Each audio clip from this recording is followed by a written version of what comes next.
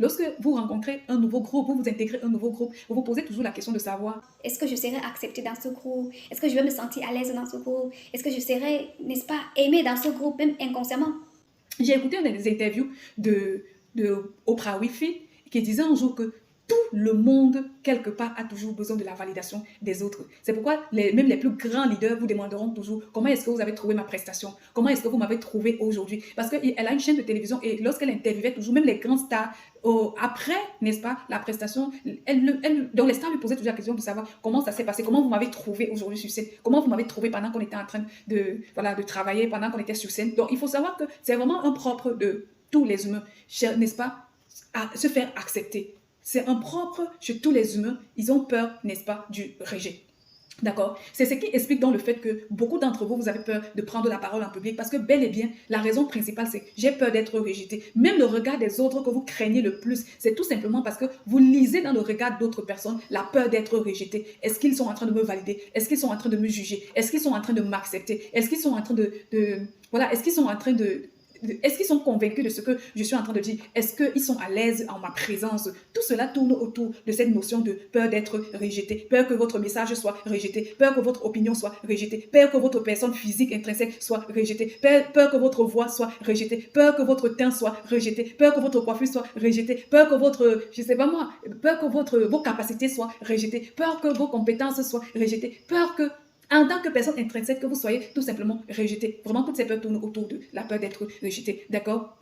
Maintenant, pourquoi est-ce que je vous fais cette vidéo? Déjà pour les personnes qui ne me connaissent pas, sachez que je suis Edith Nougat, je suis coach d'affaires, je suis thérapeute, formatrice pluridisciplinaire, beaucoup plus sur les métiers de la communication. Et bien sûr, je suis mentor des profils multipotentiels, ces personnes atypiques qui ont trois caractéristiques majeures: hypersensible émotionnelle, hypersensible spirituelle et hypersensible sensitive.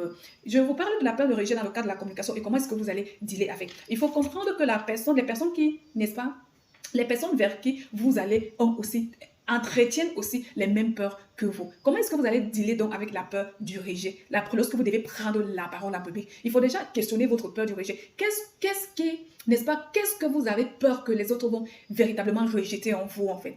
Est-ce que c'est votre voix? Est-ce que c'est votre message? Est-ce que vous avez l'impression que vous aurez des trous de mémoire? Est-ce que c'est votre silhouette? Quelle est cette chose dans votre vie que les gens, forcément, peut-être hier, ont tellement rejeté qu'aujourd'hui, lorsque vous devez vous placer en public pour parler, vous avez peur qu'on va rejeter? Est-ce que c'est tout vous? Parce qu'il y a parmi vous, vous avez grandi dans un contexte où, au quotidien, même dans votre environnement, tout ce que vous avez, on insulte, on rejette, on vous insulte vous-même, on insulte vos rêves, on insulte la personne que vous êtes, toutes vos décisions, on insulte. Donc, il n'y a rien qui intéresse les gens dans votre vie. On trouve que vous êtes un échec, clairement. Si c'est dans ce contexte-là, il faut comprendre que c'est important d'aller déconstruire les schémas d'abord. D'accord? Je tiens souvent à vous dire qu'il y a des gens qui sont en public et prennent la parole. Il y a des gens qui parlent en public, ok? Mais ce n'est pas de bons orateurs. Pourquoi? C'est des gens qui ne connectent pas facilement avec leur public. Parce que ces personnes entretiennent à l'intérieur de ce qu'on appelle le rejet, en fait. Ces personnes marchent avec le rejet. Ces personnes vont vous parler en public, mais ces personnes marchent avec le rejet. C'est pourquoi vous allez parler en public, mais vous ne connectez pas, ok? C'est aussi pourquoi quand vous-même vous parlez en public et que vous ne connectez pas, vous savez très bien que vous ne connectez pas avec les autres, ok?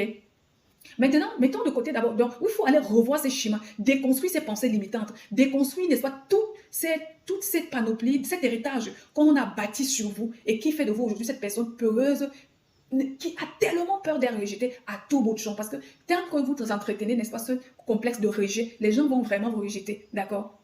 La deuxième chose que je vais vous dire ici, il faut comprendre que pour déconstruire ces anciens schémas, il va falloir que vous commencez déjà vous-même par vous accepter, qui vous êtes avec vos défauts en fait. Vous devez être la personne qui va rire de vos défauts. Vous devez comprendre qu'aujourd'hui vous êtes qui vous êtes, on s'en fout. Vous êtes une belle personne et que vous êtes en train de grandir, vous êtes en train de partir d'un point A à un point B, vous êtes en train de vous bâtir, vous êtes dans un processus de croissance, ok? Et il faut savoir que aucun orateur au monde un jour ne s'est levé et a été un expert en prise de parole en public. Tout le monde est passé par un processus. La différence juste entre vous et les autres, c'est que les autres ont essayé. Les autres ont décidé, n'est-ce pas, d'affronter les rejets avérés ou d'affronter les peurs inavérées. Est-ce qu'on se comprend? Les autres ont accepté d'affronter les peurs avérées. Ça veut dire que vous pouvez être en train de parler en public, quelqu'un se moque même de vous. Ça ne fait pas de vous une personne moindre, en fait. Et parfois, est-ce que vous savez que les personnes qui se moquent de vous, parfois, traînent des frustrations même plus graves que celles que vous-même vous portez? Parce qu'une comme la coach dit, si je vous vois prendre la parole en public, Je veux tellement vous encourager, je veux tellement vous focaliser sur vos forces, je veux tellement que vous booster à un niveau. C'est ce qu'on fait dans le cadre de vidéothérapie, version en niveau de laboratoire. D'accord?